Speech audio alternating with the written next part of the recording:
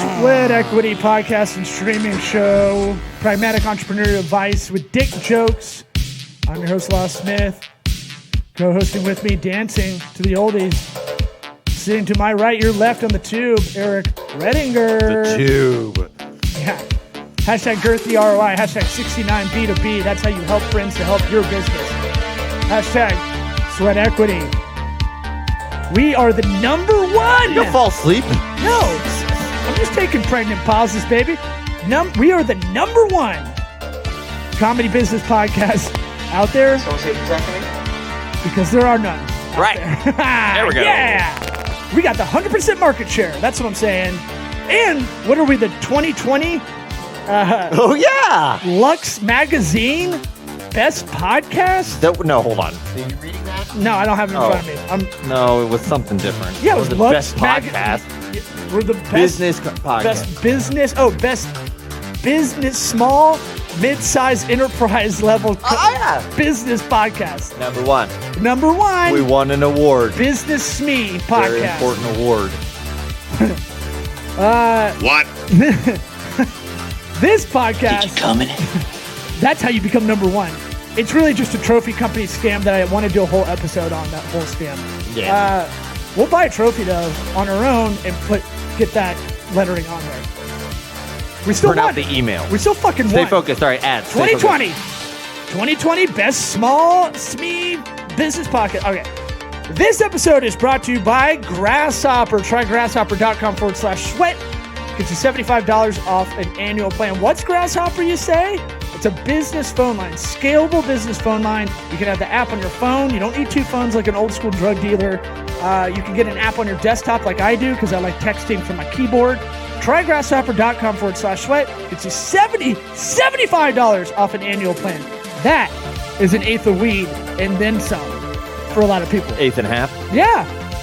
Give them that value out. That's all I'm saying. This show's about added value, baby. Try grasshopper.com/sweat. Gets you 75 bones off an annual phone plan. Don't be a jabroni. Have a business phone line and make sure it's not a Google voice number. That is a recipe for bad branding, bad marketing.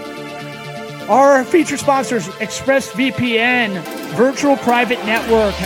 Don't get tracked by Big Bro, man. Don't have or log into other countries if you're a jet setter. You're someone who works from another country, needs to get into the U.S. IP addresses.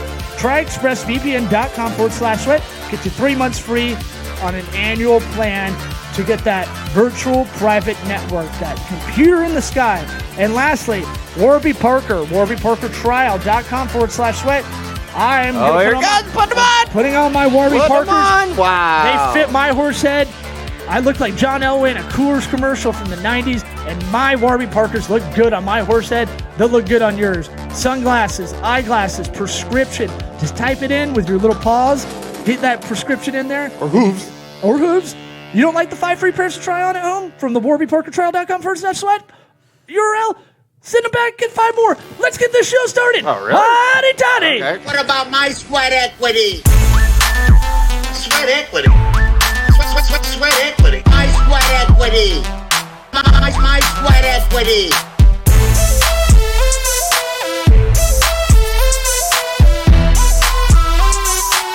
Sweat equity. What about my sweat equity? Yeah, man, we'll just get right into it. It's good to see your face. It's been a while, huh? It's been how long? Probably a couple years now. At least, yeah. So for the listeners, viewers, Ro and I had a weird friendship of running into each other outside of my office, my old agency office, while you were doing some consulting. I don't remember how we started talking, but you were helping the restaurant that was downstairs, the bar and restaurant. And then we just started talking, and then we'd have these crazy, like, scrum 15-minute, 20-minute, like, intense small talks, and then see you later. Because we're both, like, just running around. Is that about right? Is my memory? I think that's about right. That's about right. I got to meet a bit of your family, and I got to learn that you're a comedian. So it was fun. Good times. Well, I think it helps. Just a lot of people are like, what is that like doing stand up and kind of having the normal like kind of businessy consulting advisory kind of role, and it's like they're both kind of like you just sit there and you can't not observe things, right? And then it makes you mad. Did you actually say something funny, or did you tell him you were a stand-up? Oh, I definitely told him. I didn't. Okay. He told me while he was flexing his muscles, he was making jokes and saying he was a former footballer as well. Okay. Yeah, He was trying to win my heart. He was Right. trying And then you found out it was American football. exactly. And I was Yeah, like, I I was love cricket with its Yeah. the cricket ball and things, and how You they didn't talk Wickets. about your power bottom or Wickets. anything? No. Oh, you mean the leg power? Did you drop that in? All the powers from the legs? Yeah. Did you drop that in there? If I was a gay man, I'd be a great power bottom. Yeah. Did That's you- right. I think you- that was the first thing you said to me. And I was just trying to ask you, what would you like to have a drink? You know. I probably said, I wish I was gay. My life would be a lot easier, I feel like. Hell yeah. Hell yeah, it would. Think about it. You play Sega and then, wrestle fuck to see who's on top, Yeah. good times. Okay. So you're like, well, this interview, I can't use We this on last anything 2 else. minutes? Yeah. We can cut it out. Ain't no thing. We can cut it out. I ain't cutting. What's it called? We can splice stuff out. We can repurpose something if you prefer. I've been on a big tip about that, but I've taken myself off social media just before this interview, so none of my friends will know that I even exist, and they'll just, they won't see this. Hopefully. Well, you kind of don't exist then. If you're not on social, I mean, if it's not there, it doesn't count. I'm the perfect Exactly. booker for this show. I just try to find people with no online presence.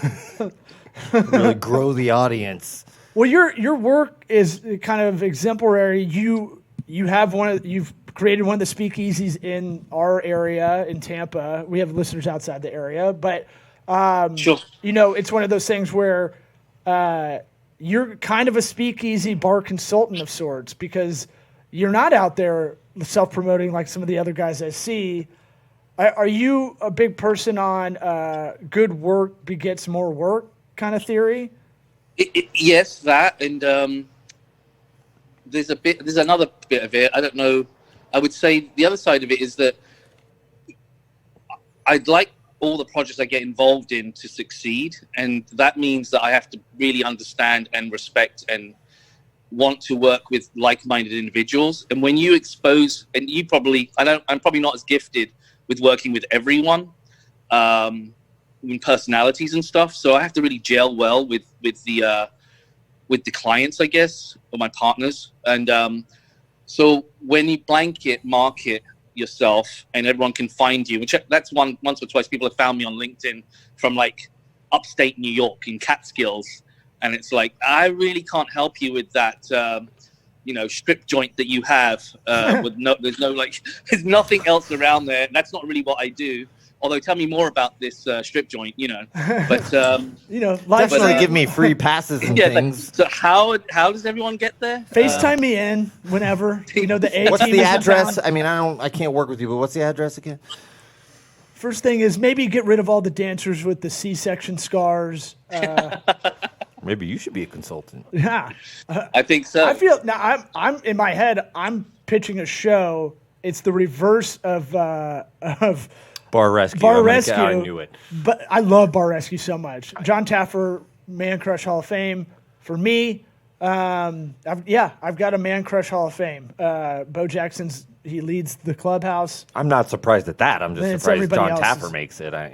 Yeah, because he knows his show's corny. The information he does give out is very interesting. He'll drop some your metric a lot of the time for a bar is sales per seat, right?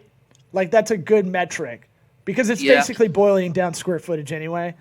Most service businesses, they'll do price per square or sales per square foot right. as a good metric to see how healthy the business is. For a bar, it's a little different because you have a weird capacity. I also learned the 80-20 rule. You want 20% people coming back all the time to drink, your regulars, and you want 80% kind of turnover because too much either way is bad. because if you get all regulars, it's not going to keep the bar open. You get too much churn. You don't have any consistency. Is that right? Yeah, I thought you nailed it. And actually, a lot of the success of a bar is actually on that 80-20 rule. I mean, 80% of all your money is coming 20% of the time that you're open. So you just have to, rather than focus on a dead Monday and put your marketing dollars and focus all your energy trying to maybe build up a new night like a Monday, you're better off actually building more opportunities while you have all your staff there to kind of tackle an earlier part of a busier night rather than trying to tackle reinventing a new night, you know? So that, I think, if I had a bar right now, you're saying don't try to reinvent the wheel. There's still enough market share, audience share out there on a Friday and Saturday night. Try to do that. I agree. Well. Yeah, I agree. But I mean, that's a little bit more. That's a loaded question because what. Yeah, I guess it's tough because you're. I know you're thinking about each sector and location matters. And exactly. Stuff like But no. But for example, to your point, you're there on a Friday and you've got all your staff. You should really be looking at, well, how are we missing opportunities? Are people being able to get to the bar to get a drink? You know, how are they waiting 5 minutes for a drink or 10, 20 minutes? Just find an extra body for those 2 hours to be in the right place. You've already got the team lined up. You've already got the audience that is there. Just, you know, try to, you know, limit the time it takes to get the second drink or the third drink, you know, or get people through the door quicker, like you said, with the seat time by having an extra body in the right place, in the right, you know. See, so that kind of thing. To me, that goes to like the know what you're good at. You know, the same way we took the personality test and it said you're good at this. Focus on that. Ask your strategies. Right. Yeah, go ahead. Yeah, I agree. That's the end. That's I mean, I was talking to a friend that I kind of, she's a little bit younger. She does kind of digital consulting. And she's asked me about, you know, this thing I was doing over the summer where I was doing custom video and stuff. And like, it's kind of a new tactic, really. It's like I would custom make videos and as a lead gen thing. And she was asking me about that. And I go, well, why are you getting there? I know you just got a new kind of big client.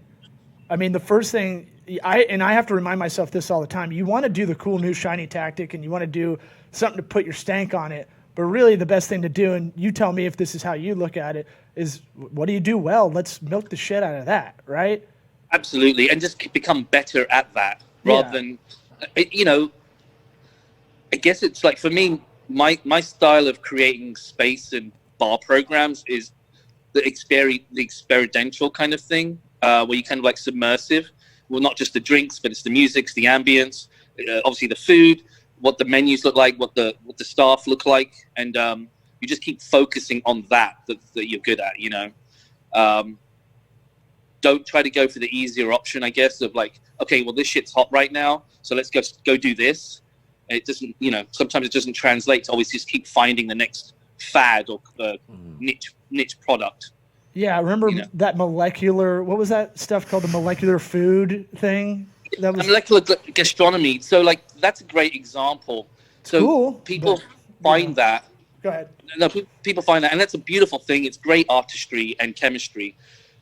Well, you know, you'd have to be Grant Achatz in Chicago with like 50 people in the kitchen to pull that off over 48 hours before it even gets to the table.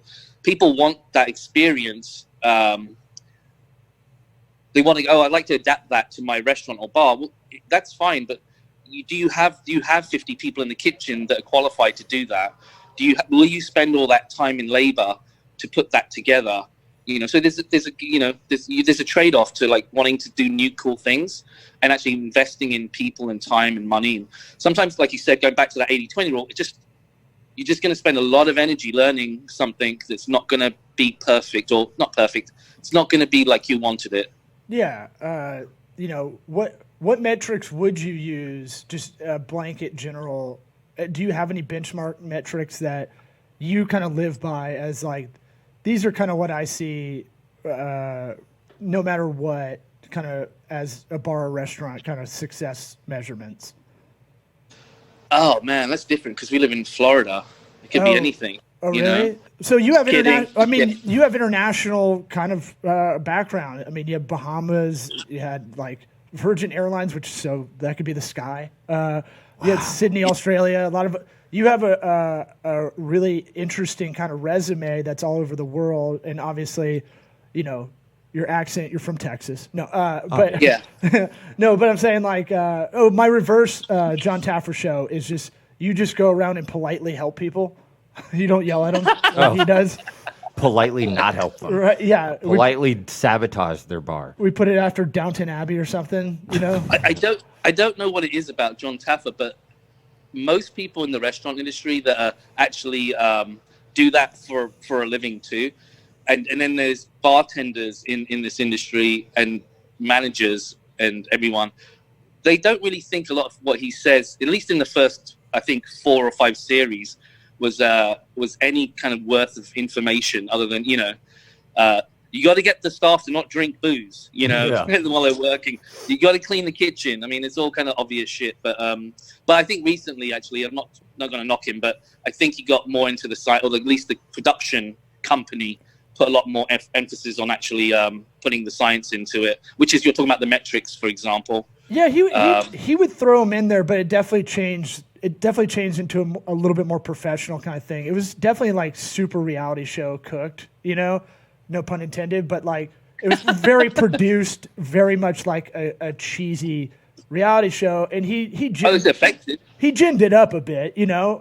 He knew what he was doing, but the reason he yells at everybody, and the reason I don't really like having bar and restaurant clients unless they're a group or like a franchise group or have a lot of experience, like success already, is because that personality type sucks. Like that show will always have people to have on because a lot of people remember in college, every guy you knew was like 2 businesses for every guy friend you had in college. 1 t-shirt company, right? We should do a t-shirt company, bro.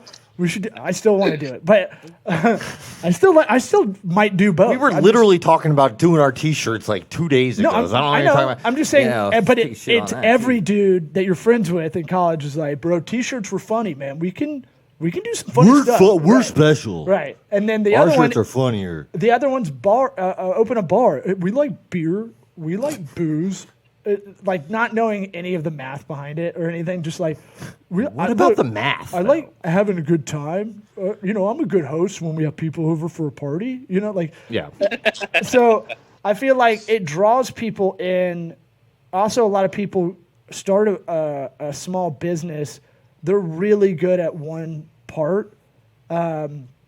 And I feel like the bar restaurant has the... It's never being a business owner. I'm a great bartender. I should own this place. I make an awesome pizza. I suck at everything else when I open a business. Because there's a bit of ego there that won't let you go, I should maybe look into these other things. Or just, you know, I'm so good at this thing, everything else will fall into place, which is, I think, how usually a lot of people do it. So he's trying to break down that personality type that's got... It's the undoing project of sorts.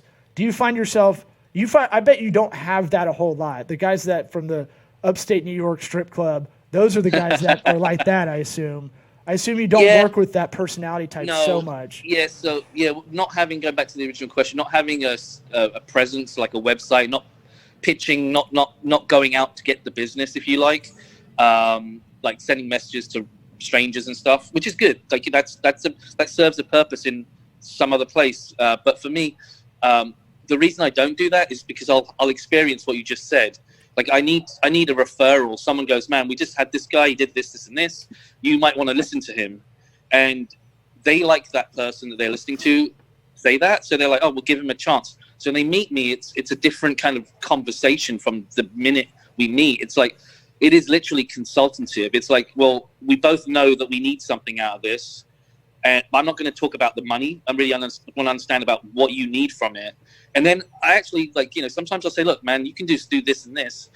And I'll say, but you don't necessarily need a consultant either. You've got some easy things that you could lean into. Maybe find a new manager. And actually, some of the things, the hardest things you might say is, so you might need to go back into your restaurant. Because sometimes people are really successful with a restaurant, and then they walk away from it, and then 10 years later, they're coming back into it, and they're like, man, this thing's really struggling. But the mojo's missing from the space because the owner's not there. Sure, yeah. So you got to kind of like tell them, man, you just have to get back into your own space, man. And I also don't normally work with places that are already open because of that. There's just too much going on in there, man. I mean, it's not me. I'm not the taffer. Actually, I can be the taffer. I can scream at people. So I'd rather not put myself in a situation where I'm just going to be like arguing with people. Right. Because you can't change them, like you said. Yeah, I think the rate of which those owners on that show, and we don't have to talk about the show the whole time, but like the rate at which it is a good kind of jumping off point, though, for I think a lot of people listening. It's a good reference for me. It puts me in a good frame of mind. They end up changing the brand back like 2/3 out of the time. Like yeah, like something crazy. Everything's back to normal. Like I know what I'm doing. Right. And I just embarrassed myself on national TV. This guy just showed everybody I'm in $600,000 worth of debt. Right. But I know better. I think right? I think what Roe's doing is way harder than what Taffer's. I mean, you and I can go into a restaurant and say, well, this part sucks and this part sucks. Yeah. I'm not busting out any metrics to help them out, but I mean, picking things apart's way easier than building it from zero. Yeah. I agree. I totally agree with you. How do you mitigate making those errors in the planning stage like that? Is it just experience times knowledge equals wisdom? Yeah, there's a lot of that. I think the first thing I've learned, and I'm learning too. Like I'm always learning. So started consulting maybe when I was 22, 23. First restaurant I consulted on at 23. I thought I knew everything. And I bankrupted the place, and it went out of business. Wow! And I was like, "Fuck! Did I just do that to someone?" And luckily, it was not his first business, and he ended up next door. He had another restaurant, so he just folded in that space to his other restaurant. So it wasn't the worst thing in the world for him, I think. But it could have. I mean, I felt I'm hugely responsible for my bravado and bullshit in like not taking it seriously enough to keep, to have two ears to one mouth. So like. I'm still learning my profession, but it's, I don't know, 20 years later, there are metrics to it. So the first thing is, what do you need to make from this space? What is your rent? What do you need to make from it?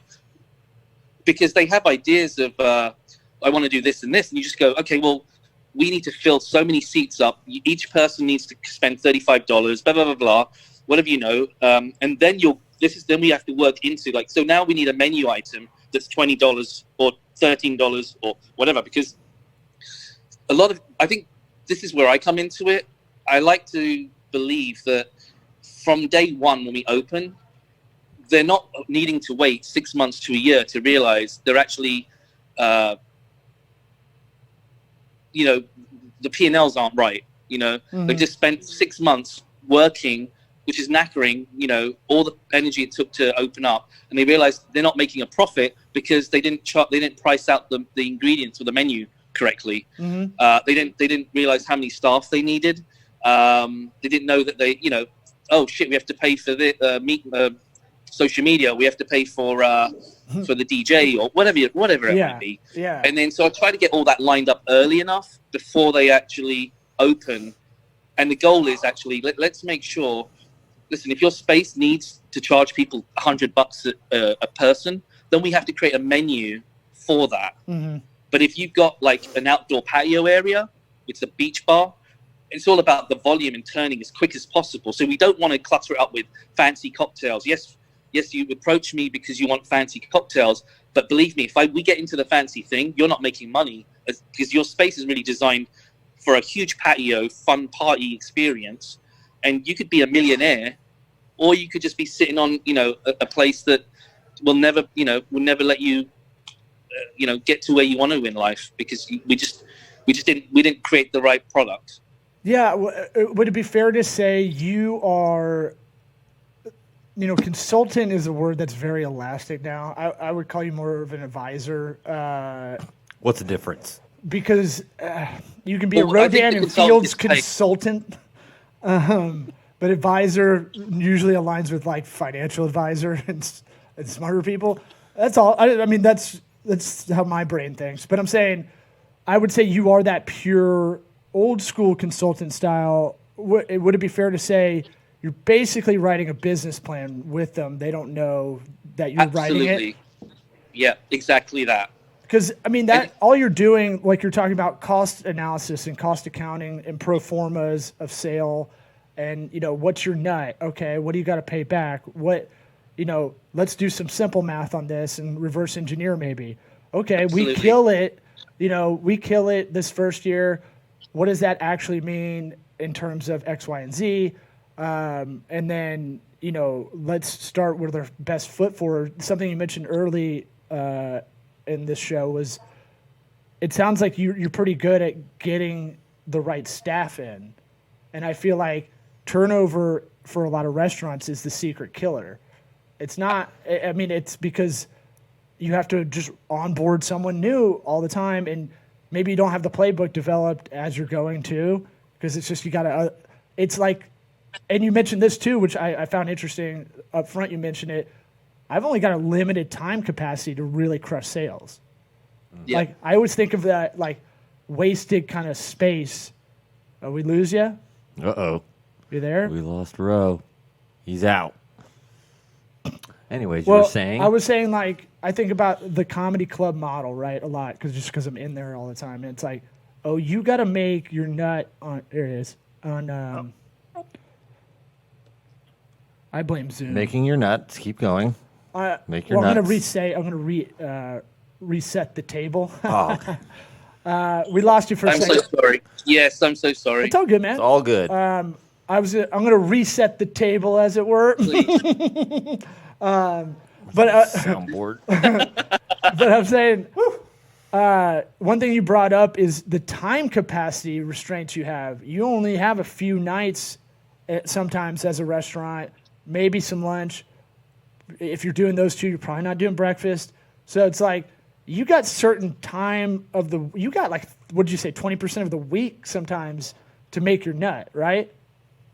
Yeah. So that's where everyone's there. 20% of all the So that's why the bar and restaurant business is a little crazy, because you're basically like, from the top down, there's an anxiety that maybe you just kind of everybody's worked at a bar or restaurant where you can kind of feel it. It's palpable. This guy's like, we gotta turn people over. We gotta get a new. Are you being the manager? The owner I didn't know manager. what part That's you were like, playing. but you feel it. That palpable energy can go down to your staff a lot of the time, and it makes them fuck up more. Yeah. At least me.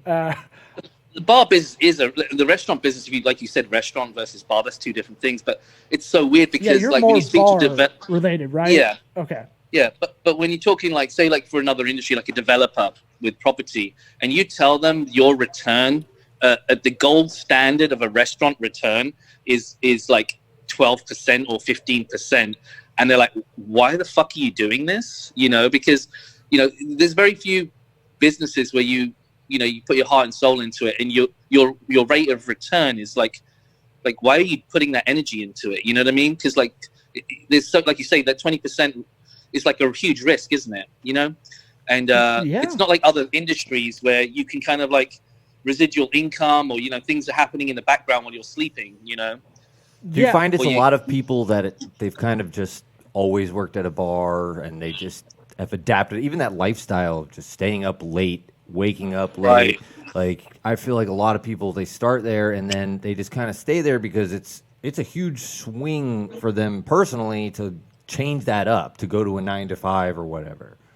Do you see that a lot? Yeah, I think. You think that's well, so it's a double-edged sword in America, because in America, everyone gets paid in the restaurant business through their tips, if you like, and it can be a really healthy living for a lot of people. Like, it's not unusual or uncommon before COVID to make $50,000 to $70,000 in a restaurant. Working 4 days a week or 4 nights a week, working 6 hours, of those days. So trying to transition that into like, as your body takes its toll on your body, you're like, oh shit, maybe I should get into a day job, and I also want a family and a lifestyle change. The weekends I'd like with my friends and family. Well, you just now, how do you like? What are you doing to make the same income? And I think that's when the penny drops, and you're like, oh shit, I need to do something. But then you're like, I think I'll become a real estate agent, because that's gonna the next segue. I think. No offense, real estate agents. Daytime bartender. No, but Yeah. the real estate agents don't like the ones that aren't serious about it either. You know, like they don't like anybody coming into their field thinking it's just a fallback job. Absolutely. That Yeah. when you're really good at it and you're really diligent, like they hate those wannabe real estate agents. You know. Yeah. Well, luckily, yeah. Go ahead. Oh, I was saying, well, luckily, I think you can see that very quickly, can't you? Whenever you're ever trying to buy a house or you're trying to rent out something or sell something, you kind of see that very quickly, I think. You know, with who would you rather list your house with or your apartment with, you know? Yeah, my theory now is half the job used to be finding a spot for you, and now that's kind of evened out. Everybody has the same access to information. You know, no one really has to jump on it. So really, it's about walking through contracts and being able to walk through houses and stuff and point out shit. You know, work on the deal part. To me, I feel like that's most of the job now. If you're good, you know. Let me ask you this: in the COVID era, we may go through a national, second wave of shutting down. God, I hope not. I think the economic impact is having way worse effects than the actual, like, death-wise or just depression-wise than. By the way, that's based on nothing. Nothing, just based on your feelings, no real science or that's why I said research. I feel, and I don't know. I feel like it's a lot. The economic impact has that indirect effect that's worse than probably the death count, just feeling-wise. Anyway. No, it's funny. We live in Florida here, and I'll say it live, or at least to you guys. I'm actually quite a socialist in so many ways in my life. Growing up in London, coming from, like, my father was working class, my mum was working class too. So I've always wanted to, like, I've always believed in, like, sort of, like, I guess, true socialist values of schooling and healthcare and blah blah blah. But push comes to shove, like, I don't know if I'd like to live anywhere else right now than Florida, because, like, this is what it's taught me a lot, is I'm actually quite centrist because I want to have an opportunity to actually feed myself, have a roof over my head, and I want that choice. I'm not saying, oh man, it's such a difficult thing, and I'm not talking about the science of it like you talked about. I'm just, my own gut feeling is, me personally, it has nothing to do with the sadness that's going on. It's like, I'd rather have an option to survive or not. Right. And I think we're really lucky here that we have that option. Yeah. Yeah. I think that's simultaneously both more progressive and conservative of a viewpoint than both sides, really. Well, the choice is, that's America. You have the choice. If you steal an apple, they're not going to chop your hand off. You're going to have consequences, but it's not the end of, like, it's not a 10. Like, there's nuance to it. That's what's beautiful. What would you say to someone trying to start a restaurant now? Any advice in the COVID era? Just blanket advice. This shows it can be small. It can be something pragmatic, like check out this site. It's actually a great time to start business. I know it sounds odd, but, like, it definitely is. We were high on the hog, like the way we were just before this. And man, it's just, you're making money. Everyone was kind of like, okay. And it was hard to create new things because there's no space for young startups. Because why would I spend, if I'm a financer or if I have money and I want to invest, I don't have to invest with a startup. I'm not even listening to you. You're not even on my radar, because I'm putting my money, like, where this machine is rolling so fast. I don't have time to listen to you. Even, like, trying to find a space. It was like, you'd have to be a millionaire and you'd have to be very lucky to know the landlord to get the space. Now, this is just, yes, it's a lot worse than the last recession, but it has a similar plays where anyone can now knock on the door to a landlord and they'll listen. You'll now be able to negotiate a fairer term, because let's face it, since the last recession until just before March, I would say rent for opening a restaurant or bar was ridiculous. It was going so far, 20% of your sales you'd have to put into your rent. You can't open a business like that. There's margins have to be achieved. So the rent has to be decent. And now you have an option. So I'd say now go for it more than ever. Is probably have a go. Yeah, Use the time. I heard unemployment's back down pretty low to like 6% this morning as we're recording this. I think at lowest ever lately was like 4%, I think, when Big Daddy Donnie T was in. I just like throwing out Trump is awesome, just to elicit a response. No, I don't like him, but I think, it's one of those things that in this era, if you were kind of saving, and really the service industry is the one that got fucking jacked. It's different than a normal recession because we saw Exactly. like almost like manufacturing was targeted. okay. Yeah, retail and service industries are those are the ones that are really struggling. It feels like, and so if you were waiting in the weeds to maybe open something. We've talked on this show with Power Business attorney Stephen Fantetti about commercial real estate might be the best time now to get in the mix, whereas residential is the highest it's ever been as far as they don't have enough inventory to sell on residential, but commercial is like they can't keep anybody in these places a lot of the time now. Absolutely. On the restaurant lifestyle-y kind of sector. I'm seeing it's really healthy for operators really seeing how, were these landlords fair? Are these landlords future partners that you want to sign an agreement to for the next 8 years? Because if they don't want to deal with you in a nice way now through the shitty time, you really don't want them as, stakeholders of your success either for when you're, because they're just, you just need to have really good landlords at this point. And you have your pick now where you can see them more easier than before. That's interesting. That's like your landlord's kind of a silent partner who doesn't really, they have control, they have power, but not really anything having to do with your money. They lord over. Well, I mean, I say that, but yeah, right. It's interesting. I never thought of it that way. Yeah, do they make improvements too? This is just broad sweeping stuff. Fix stuff for you when you need it fixed. Okay, you negotiated the TI down, per square foot or whatever, but at the same time, are they going to do it? You negotiated a great deal to get in there on a 10-year lease with option at 10 years or something like that. Are they going to follow through with the things in the contract, or is it going to be fucking pain in the ass? Are they legit? Absolutely. Have they owned buildings before? That's a huge one because the big thing I'm sure when you're location searching is parking, right? Yep. You'd think rideshare would clean up that issue, but the biggest thing when you're doing a retail or service industry business is like, how do you get enough parking spaces? That's the real hard issue, right? Most of the time. Here in Florida, I've always found that interesting. When I first landed here, I was like, wait, so a bar needs a shit ton of parking because you want people to drive there?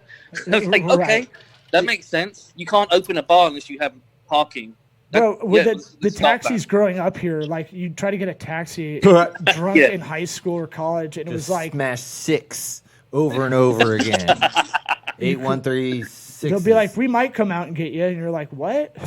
Yeah. And Call us people again in 15 minutes. And then everybody would be so impulsive, they'd be like, "Fuck it, I can drive." Exactly. This is stupid. So, ironically, it is a big thing. I mean, Tampa.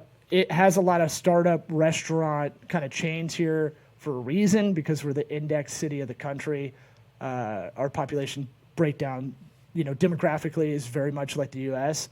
It's one of those things where started in Tampa. I'm not doing an ad for Tampa, but I would say Tampa Bay is good for that.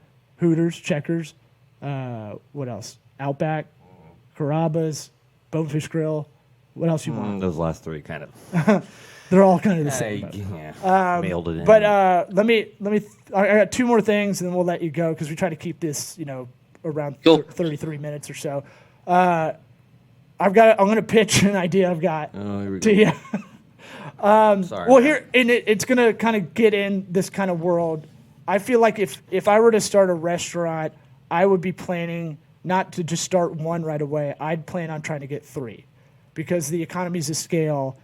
And your food, if you're doing food, it's perishable, right? So it's all about like you've got this inventory that could, if you can kind of spread it out between locations, that I think PDQ, right, when they started, right?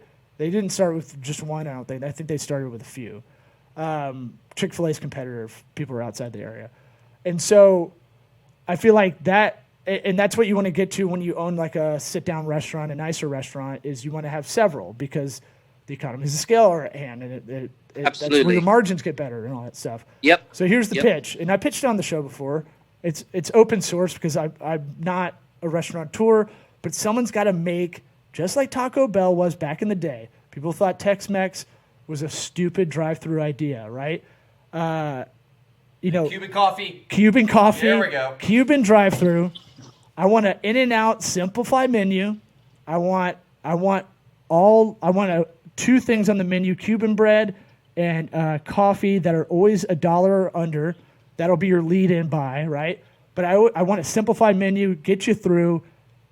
Cuban food, you only need 7 ingredients, so they just fucking use that over and over again, right? So All of them from pigs. right. I mean, you're from socialist stuff because they had ration of certain foods, Right. so you had to improvise, right? Yeah. That's why. Absolutely, That's yeah. why they're awesome with a pig because you give a Cuban guy a pig, he knows how to make it 40 different ways, right? Absolutely. And so it has that background, which to me plays into the business model of kind of a drive-through business. Now, if you do one, you got to do 3, but coffee has a 90% markup. Now, anybody I brought to Tampa, any friend from outside the area that's had Cuban food and Cuban coffee is always like, fuck, this is good. Yeah. Right? Yes, Yeah. I agree. Someone's going to do it. It won't be me, but someone will do it and figure that out, I think. Maybe it'll be you. Maybe I'll steal it because you didn't ask me to sign anything. Go for Steal it. it, I please. said it's open source, man. Get him to stop talking about it. What do you think about that concept? Poke holes through that quickly. I think coffee is a terrible idea. Yes. No. We can No, stop talking listen. that. You nailed it with the drive-through piece of it, though, because opening a coffee shop, it really doesn't probably make as much money as you think. But having a drive-through concept, and the reason I say it's a good idea is because when Uber Eats first started, and there was a few great sandwich shops in Tampa that jumped on that in the mornings, I was so excited that I could get Cuban coffee, a decent, breakfast sandwich delivered to my house in the morning. Yeah. You fucking kidding me? Yeah. That was ridiculous. Shout Ridiculous. out to West Tampa Sandwich Shop. Oh yeah, Absolutely. that's where my mind goes. Aguilo's, I think, was another one. That's Sure. awesome. Yeah. But yeah, it's a good concept. Good idea. Oh, okay. Oh, man. See, you turned it around. Yeah. I'll be hearing Yeah. about this for another 10 years. Only because I Nice said bar that rescue. All right, and Well, what's the other two then? You're talking about that two was- other concepts? No, that was the one thing I had. What? The other thing we ask all our guests is if you could go in a time machine, see yourself at 13, give yourself advice at 13, what would you tell yourself? I would say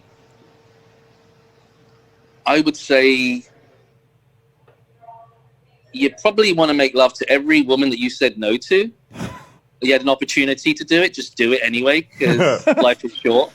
You have no idea how much I agree with that right now. Wow, I like it. Yeah, I did not think you were going to go that direction. That's awesome. Yeah, well, I don't know. Are we talking about business? No, right. it could be anything. No. No, it's anything. I mean, this show is Business, it's yeah. we're the number one Business- comedy business podcast in the world. No, outside, like, basically have as much fun as you want, and don't. The fucked up thing is, everyone at 13 is so worried about, making mistakes and listening to your family and your whatever. The thing is, at 13, I'd say no one knows the answers either. Even when they're older, they're just fucking going through it with you. So just know that even an adult is figuring out daily as well. So just have a go, figure it out. Don't rely on.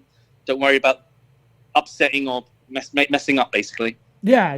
That's a common thread we hear from entrepreneurs on the show, where it's like, don't take shit too seriously when you're younger. Yeah. 'Cause, I mean, it sounds like you may have done that a little bit. I think everybody does. I You want to be opened taken seriously. I think Well, that's, I think males too also Sure. probably have that. So a big part of I opened my first business, my first bar, at the age of 34. But I've been opening other people's businesses, like I said, since I was 22, 23. And I was always waiting for the next piece of information that I felt comfortable to open my own business. And it's only after I opened my first one. And by the way, I opened it in Tampa in the beginning of the recession because I couldn't find a job. I was like, fuck, I might just do my own thing. And when I went through the process of opening, I was like, shit, is it that easy? You just have to learn this shit? Like, and that's it. So it's kind of crazy. Like, there's only so much you can learn as a manager or whatever, but the nuances of ownership, you can't learn that unless you just do it. And that's it really. Experiential learning, learn by doing, even if you're going to mess up, kind of thing. Yeah, I dig it. Well, dude, thanks for coming on. I want to have you on again. We just kind of got to the first layer of the onion, so I feel like there's a lot of stuff we could talk about, on this show that's pertinent. So we'll have to have you on. And where do we send people? Because you don't have a website. To LinkedIn, social media. You can LinkedIn, I guess. People get a hold of us to get a hold of you. I'll be your filter. You'll have to vet them for me. You'll have to vet them for me. Make sure that they tap the material. I'm happy. I'm happy to do it. If people want to hit up the show and get to you, we'll filter them out. We'll be the bouncers of the nightclub. Love it. All right, buddy. Thanks for coming on, man. Thank you. See you later.